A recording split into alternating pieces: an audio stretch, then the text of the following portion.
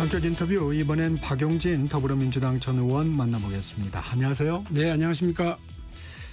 특검 얘기부터 해볼까요? 네. 오늘 김건희 여사가 또 소환됩니다. 출석할 것으로 보이는데 이 진술 거부권이 김 여사에게는 최선의 선택인가요? 대부분 혐의에 대해서 제가 변호사라면 그냥 입 다물고 계세요 할 수밖에 없겠던데요. 변호사도 알지 못하는 다양한 증거와 진술 이런 것들이 쏟아져 나오고 정황 증거까지 다 확보가 되어 가고 있는 상황이라서 뭐 조사 과정에서 지금 계속 거짓말했던 게 다 들통나가지고 분노가 쌓이고 있는 상황이잖아요. 재판에 가서 인정할 걸 인정하고 부인할 걸 부인하는 쪽으로 가려면 어차피 구속 기소를 면하기 어려운 상황이라고 한다면 제가 변호사라면 그냥 입 그냥 다물고 계세요. 출석은 계속 하고 있어요. 뭐 그렇게 할 수밖에 없고. 김건희 여사를 접견하고 나온 심평 변호사 이런 글을 올렸습니다. 김건희 여사가 자신이 죽어야 남편에게 살 길이 열리지 않을까 이런 말을 했다는데 어떤 의미일까요? 갑자기 수뇌부로 빠지는데 이 양반들이 그 악행을 저질러 놓고요. 이 말도 안 되는 부부 국정농단 상황을 만들어 놓고 또 내란 상황을 만들어 놓고도 자기 살 길을 궁리하고 있구나 하는 생각이 먼저 들는데요. 네. 무슨 동정이 생기거나 이러는 게 아니라 이렇게 일을 해놓고도 자기 살 궁리를 하고 뭐 정치적인 그 탈출구를 생각하고 있나 이런 생각이 들어요. 저는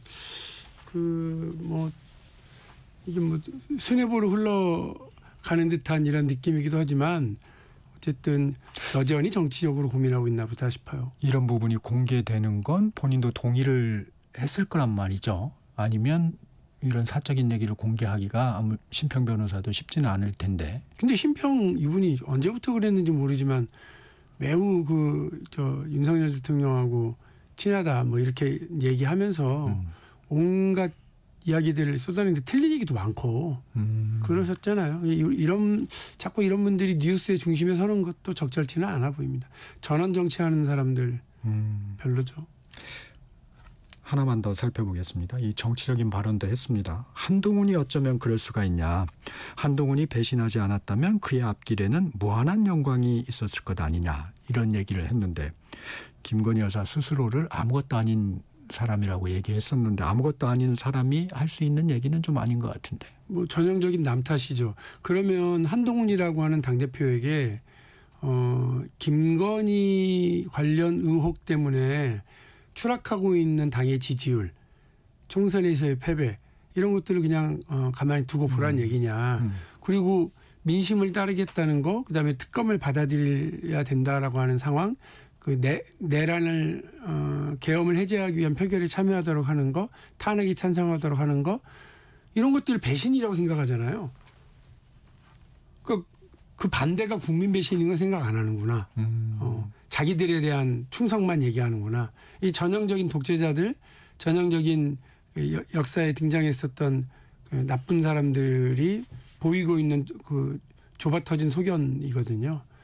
제가 한동훈 전 대표와 관련해서 정치적으로 이분에게 크게 호감을 갖고 있지는 않습니다만 그러나 한동훈 대표가 그 당시에 계엄 해제 표결에 참여하도록 하는 거 이거는 전 잘했다고 봐요.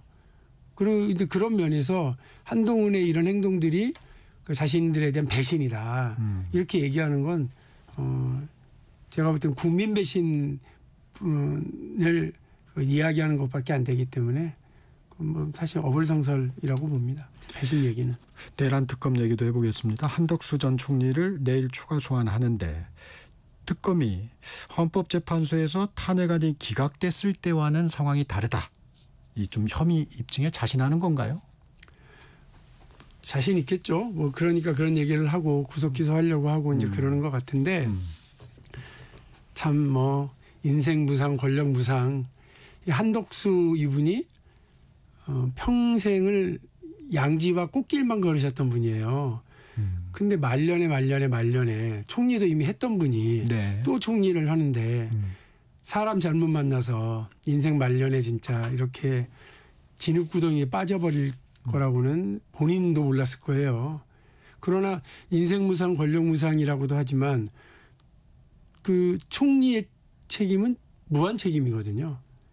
게다가 내란을 일으켰던 정부의 총리라고 그러면 그 책임을 피해갈 수 없을 거라고 봅니다. 영장 청구 수순이죠. 예, 뭐 저는 이분도 그냥 뭐 구속과 관련된 뭐 적부심 선고하고 뭐 이런 거 안 하고 본인이 스스로 이걸 책임지는 태도가 필요하다고 봐요. 민주당에선 더 센 특검법 얘기가 나옵니다. 이 특검 수사 아직 그래도 절반도 넘어가지 않았는데 어떻게 보십니까? 그 지금 특검 세계 특검이 국민들에게 신뢰 잃지 않고 또 정의로운 결과를 얻어낼 수 있도록 지금은 지원해 주는 게 우선이어야 된다고 봅니다. 이 부분은 좀 어떨까요? 민주당에서 윤석열 전 대통령 체포영장 집행 과정이 담긴 서울구치소 CCTV 영상 공개를 추진하고 있습니다. 의원님은 어떤 의견이세요? 별로 보고 싶지 않은데요. 봐서 뭐 하겠어요. 이미 여러 사람이 그 상황을 지켜봤고 거기에 관련된 증언을 필요하면 들을 수 있고 또 법 집행 과정이었으니까 정말 많은 사람들이 참여하고 있었으니까 어긋나게 하지 않았을 거라고 저는 보고요. 이 영상이 공개되면 네.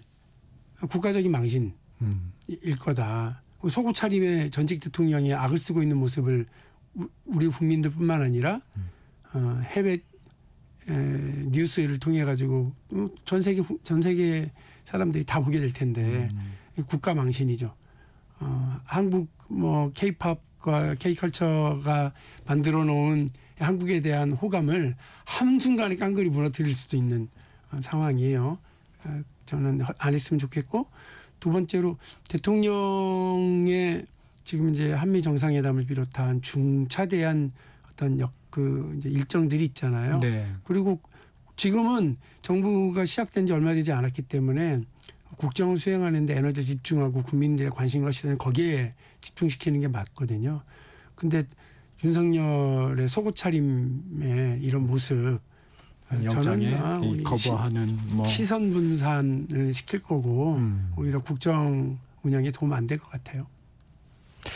그런 부분이 법사위 민주당 의원 어제 인터뷰를 좀 방송에서 보니까 국민에게도 공개해야 된다는 입장도 뭐 밝히기도 하던데, 그러면 여론은 좀 어떻게 볼까요? 그 부분을. 제가 그걸 우려하는 거예요. 지금 윤석열에 대한 국민적 분노는 충분해요. 그걸 공개하는 걸로 더 얻어낼 수 있는 건 없다고 봐요.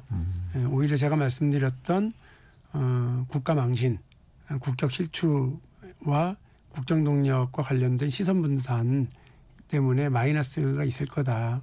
신중하게 생각하셔야 된다고 봅니다. 이 건진법사 전성배 씨 자택에서 압수한 한국은행 관봉권의 띠지 분실 사건. 네. 이건 좀 어떻게 보세요? 저 그거 되게 심각하게 봐요. 제가 지금 한 20년 정도를 이렇게 돌이켜봐도요. 아마 우리 정 기자님도 비슷한 걸 텐데 관봉권 띠지와 관련된 권력형 부정부패 사건 몇 가지 기억나시죠? 논란들이 많았어요. 다시 말해서 수사기관이 이 띠지가 있는 게 어떤 효과가 있고 어떻게 그렇죠. 정황을 이제 만들어내고 증거가 되는지를 이미 알고 있고요. 다시 말해서 어떤 돈을 누가 받았는데 거기에 띠지가 있더라고. 근데 그 띠지에 뭐 우리은행의 모 지점에 띠지더라.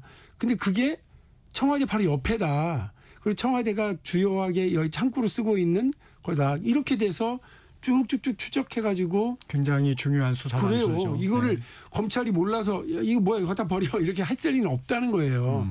저는 조직적인 은폐일 가능성이 많다. 의문이 좀 든다. 예, 이거 뭐 실수로 했다. 이거 새빨간 거짓말일 가능성이 많다. 그러면 그거를 담당 검사가 그냥 담당 수사관이 그렇게 하고 뒤집었어? 그럴 일도 아니고요. 적어도 이렇게 권력형 수사를 하는 사람이었으면 아주 영민하고 실력 있는 검사였고 그 팀이었을 테고요. 수시로 보고를 했어야 했고요. 이거 처리를 야야야 갖다 버려. 없어졌다고 이렇게 할 가능성이 전 더 많다고 의심해요.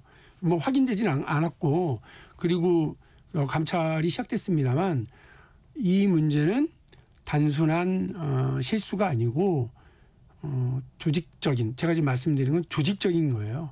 개인의 어떤 판단이 아니라 조직적인 은폐일 가능성이 많기 때문에 그 당시 검찰의 수뇌부 청장부터 시작한 이 수뇌부에 대한 뭐 감찰 수사 이거 다 필요한 상황이라고 봅니다. 좀 의문이 가는 게 4개월 지나서야 알았다. 뭐 이런 얘기가 나오고 저는 안 이상한데 저 도이치모터스와 관련된 중요한 녹취록도 이제서 발견했다 이러잖아요. 그 쇼도 이런 쇼면 박수를 못 받아요. 욕을 먹지. 제가 분명히 말씀드리는데 도이치모터스 관련된 중대한 녹취록 지금 발견됐어요. 관목구 띠지도 사라졌네요. 다 새빨간 거짓말 가능성이 많다. 조직적인 은폐, 범죄 어떤 정황이 더 많다. 범죄를 수사해야 될 사람들이 그 범죄를 덮었다면 저는 이거는 또 다른 범죄의 시작이라고 봅니다.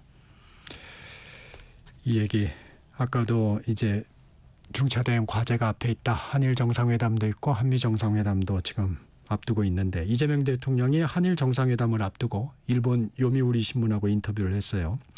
과거 위안부 합의, 징용 배상 문제에 대해서 국가로서 약속이므로 뒤집는 것은 바람직하지 않다. 이런 입장을 밝혔습니다. 물론 한국 국민으로서는 매우 받아들이기 어려운 이전 정권의 합의다. 이런 얘기도 덧붙이긴 했는데 어떻게 들으셨습니까? 그 대통령이 되고 나라를 책임져야 되게 되면 제일 중요한 게 이 안정이에요. 그래서 국가 간의 어떤 약속이라는 게 내 이전 정부, 내 이전에 마음에 들지 않는 내용이라 할지라도 국가 간의 계약을 이렇게 안정적으로 유지하려고 하는 거, 약속을 또 국내 국민들과의 약속도 안정적으로 잘 이행해 나가고 예측 가능하게 만들려고 하는 게 되게 중요한 일이라고 생각하거든요. 대통령은 지금 그런 스탠스를 가져가겠다고 하는 걸 이제 보여주는 거고 그 요미우리와의 인터뷰의 내용도 어떻게 보면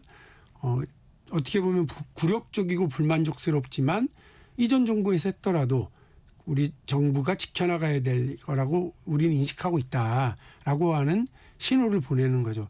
그러니까 니네도 그렇게 해야 된다라고 하는 걸 분명하게 얘기하는 거고 그만큼의 일본 정부의 더 나간 어떤 양보, 태도 이런 것들을 요구할 수 있는 발판을 마련하는 외교적인 사전적인 조치라고 저는 이해해요. 대통령이 이렇게 안정적으로 국정을 관리해 나가려고 하니까 아까 제가 쭉 여러 가지 사안을 가지고서 말씀드린 것처럼 정부 여당도 여당은 특히나 더 안정적으로 일들을 해나가서 국민들이 불안하지 않게 국민들이 안심할 수 있게 민주당 시원시원하게 일을 하는데 아주 안정적이야. 볼을 빨리 차고 나간다고 해서 불안하진 않거든요. 우왕좌왕하지만 않으면 되거든요.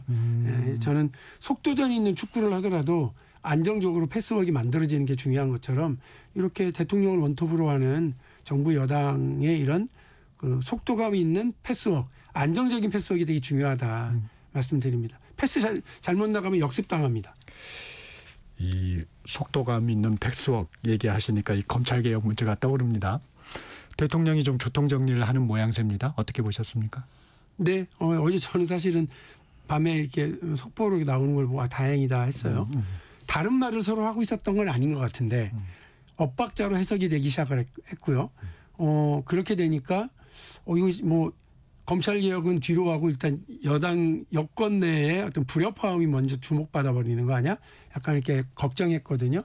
근데 잘 됐고 핵심은 그겁니다. 저는 역진 불가능한 검찰개혁이 핵심이다. 문재인 정부 때 사법개혁 검찰개혁을 했어요. 그런데 그냥 정권 바뀌니까 하루아침에 법무부 장관 한동훈이 자기 마음대로 뭐 개정안 내고 규칙 바꾸고 이래가지고요. 검찰의 수사권을 박탈했던 걸 다 복원시켰어요. 그러니까 이 법 위에 놀아버렸거든요. 그 역진 불가능한 걸 하려고 그러면 법을 바꾸는 것뿐만 아니라 그에 따른 시행령과 다양한 규칙들을 어떻게 변경시켜 나가느냐. 이게 되게 중요한 겁니다. 그래서 단순히 막 속도를 해서 골문암까지 확 몰고 간다고 해서 되는 게 아니고요. 거기서 상대 수비를 무너뜨리고 안정적으로 해서 골을 만들어내는 게 중요한 것처럼 목표는 골이다. 검찰개혁의 목표는 역진 불가능한 검찰개혁이다. 그래서 뭘 해냈다라고 하는 성과만 가져왔다가 나중에 다시 금방 무너져버리는 부작용이라든가 뭐 이런 부분 그렇게 돼서는 안 된다. 그 부분을 정부 여당이 잘 합의하고 협의해서 안정적으로 제가 다시 말씀드립니다. 안정적으로 이끌어 나가는 게 국민들에게 이익이다. 밉다고 야당만 바라보고 정치해서는 안 된다. 국민을 바라보고 정치해야 된다. 밉다고 검찰을 보고 개혁하면 안 된다. 국민을 바라보고 국민 이익을 위한 검찰개혁, 역진 불가능한 검찰개혁을 만들어야 된다는 게 제 생각입니다. 그래서 어제 정리된 내용은 이제 검찰의 수사기소 분리 원칙을 담은 정부조직법을 선처리하고 네. 후속 작업은 그 이후에 진행하겠다. 퍼펙트한 합의라고 봅니다. 어제 김용 전 민주연구원 부원장이 보석으로 석방됐습니다. 1, 2심에서 유죄를 받았고 대법원 판결을 남겨놓고 있는데 여당 의원들이 마중을 나가서 무죄를 주장하고 정청래 대표는 이재명 죽이기 과정에서 희생된 사람이라고 했습니다. 이 과정은 좀 어떻게 보셨습니까? 어쨌든 법원의 그 판단이 아직 남아 있으니까요. 그 각자 유리하게 해석하고 각자 유리하게 주장할 수 있는 거라고 생각합니다. 그 구속이 집행이 정지되고 부속으로 나온다고 해서 그 어떤 최종심이 나온 건 아니니까요. 그렇죠. 또 그리고 그렇게 막 주장하고 장외에서 이렇게 하는 게 사법부에게 좋은 영향을 미칠지 안 미칠지는 또 몰라요. 변호사들 중에서도 그러지 말라고 오히려 안 좋은 영향 미친다고 하는 분도 계실 수 있어요. 그러니까 그거는 그냥 그것대로 정치적인 주장의 장이고요. 사법의 장은 좀 따로 있으니까 그 부분은 최종심 나올 때까지 지켜봐야 된다고 봅니다. 아니 김 전 부원장은 그런데 검찰의 철퇴를 내려야 한다. 검찰개혁을 강조했는데 1, 2심 유죄 판결은 다 법원이 내린 거 아닌가요? 그리고 이번 보석 석방도 법원이 내린 거예요. 네. 예. 그런데 타겟은 계속 검찰입니다. 그러니까 검찰 밉다고 검찰만 바라보고 있으면 국민들의 시선을 놓칠 가능성이 많다 이런 생각이에요. 근데 이제 김용준 부원장 같은 경우는 정치 전면에 지금 계신 분은 아니니까 어쨌든 그분은 자기가 억울하다라고 하는 걸 얘기하는 입장일 거라고 그냥 이해를 하고요. 어쨌든 우리 지도부는 여당의 지도부는 미운 놈만 바라볼 게 아니고 국민을 바라보고 가야 될 거다 이렇게 말씀드립니다. 또 하나 좀 의문스러운 일이 있습니다. 한국수력원자력 한전하고 미국 원전 기업 웨스팅하우스 이면 합의 의혹이 나오고 있는데 대통령실도 진상조사를 지시를 했습니다. 민주당 청문회와 국정조사 필요성 제기했는데 국정조사 필요한 사안인가요? 국정조사 그러니까 청문회 해보고 국정조사 들어가면 된다고 보고요. 그런 과정에서 의문점이 나오거나 있으면 관련해서 더 깊게 갈 수도 있죠. 감사원에서 이게 정책 감사 안 한다고 그랬는데 이게 정책적 사항인지 뭔지 모르겠습니다만 들여다볼 수도 있겠고요. 일단 보도된 내용들을 보면 민주당이 얘기하는 한정혜 정책위 의장이 얘기한 것처럼 이거 불평등 계약이다. 원전 주권 팔아먹은 거 아니냐. 또는 한간에 노예 계약이다. 이렇게 얘기하는 게 그렇네라고 들리기도 하거든요. 근데 이제 업계와 전문가들의 얘기를 또 들어봐야 되겠죠. 그리고 그 당사자들의 얘기도 들어봐야 되겠고요. 그래서 이게 미묘하고 복잡하고 딱 전문적인 내용들이 상당히 깔려 있는 대폭 양보를 통해서 더 얻어낼 수 있는 게 있었기 때문에 이렇게 판단을 한 건지 아니면 정치적인 개입이 있었던 건지를 밝히는 게 되게 중요하다고 봅니다. 정치적 성과를 위해서 한 건지. 네, 기억하시잖아요. 현수막이 전국을 도배를 했어요. 제가 아직도 기억나요. 24조 체코 원전 수출 윤석열 정부가 해냈습니다. 이러면서 국민의힘의 지역위원장과 국회의원들이 붙인 게 얼마나 많았습니까? 24조. 근데 알고 보니까 그게 아니네.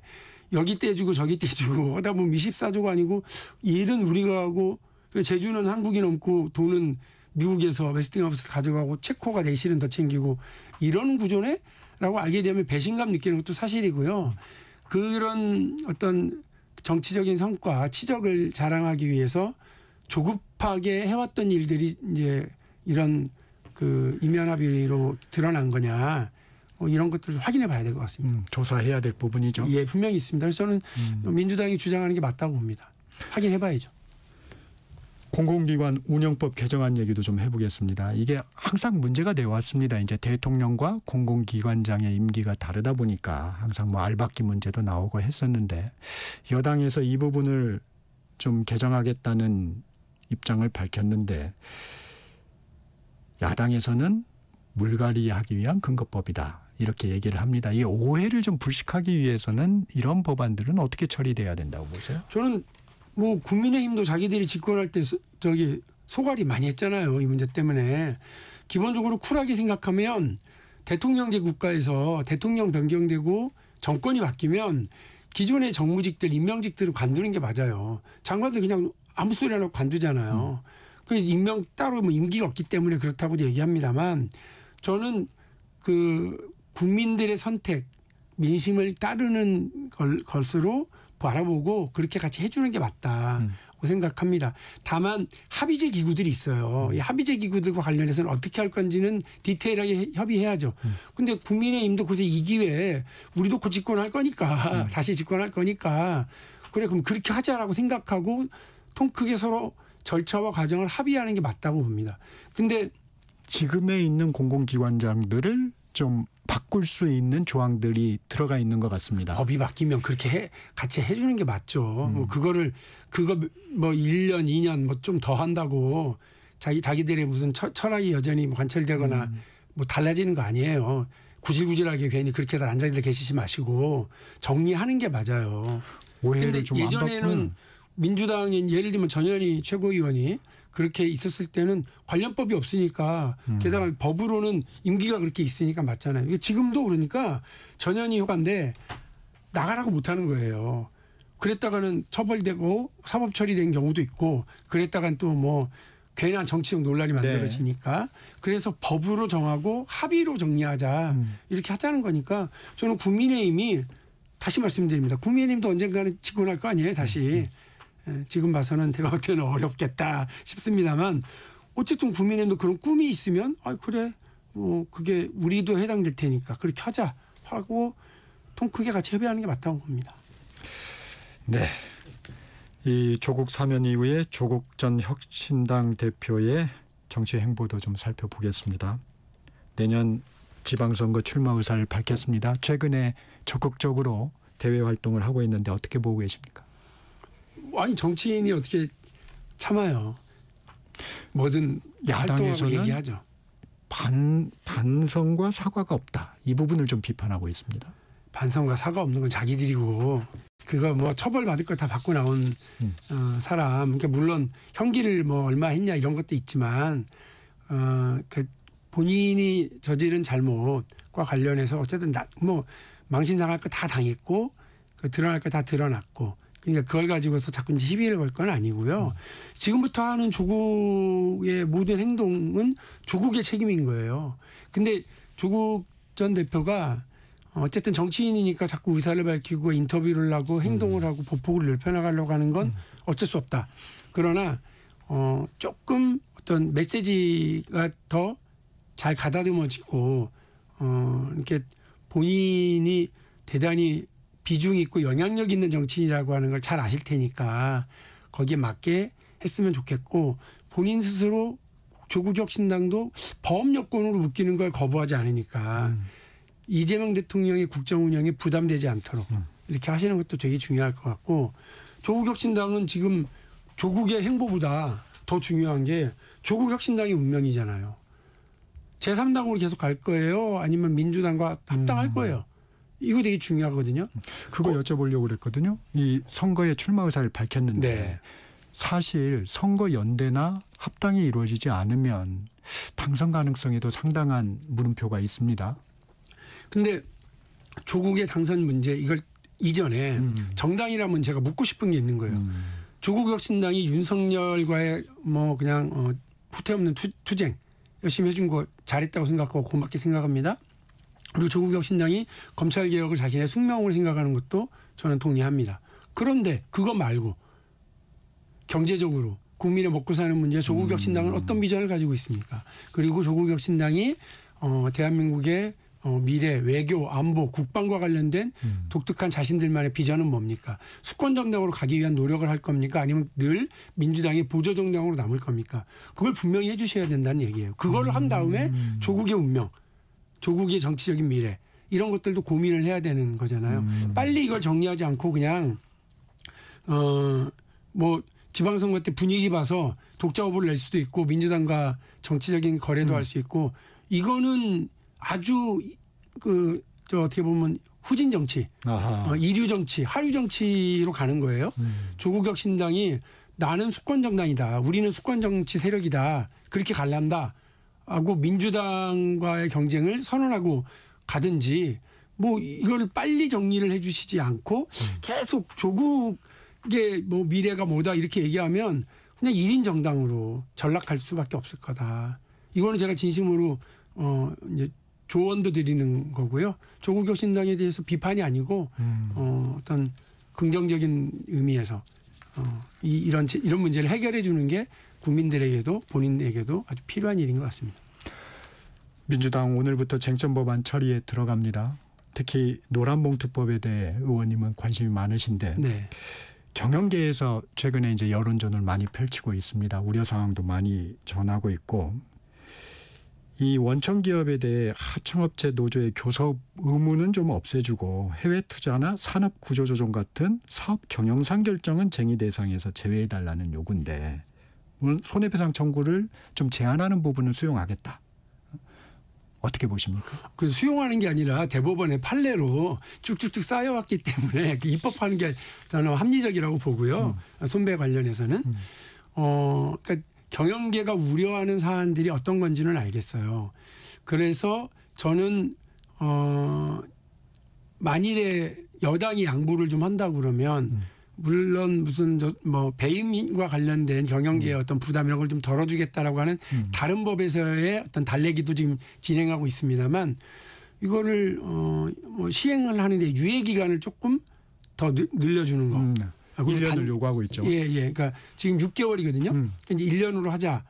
이런 거 있는데 그거는 검토해 볼 만하지 않을까? 이런 생각은 있어요. 그러니까 왜냐하면 예전에요.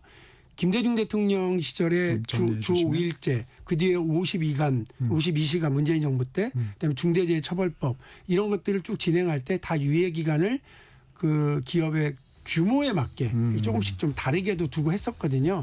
이런 걸 통해서 계도 기간도 더 늘리고 유예 기간을 통해서 어떤 안정적으로 시행할 수 있도록 하는 것은 검토해보자 하는 생각입니다. 지금까지 박용진 전 더불어민주당 의원이었습니다. 고맙습니다. 네, 감사합니다. 전격시사 2부 여기서 마칩니다. 전화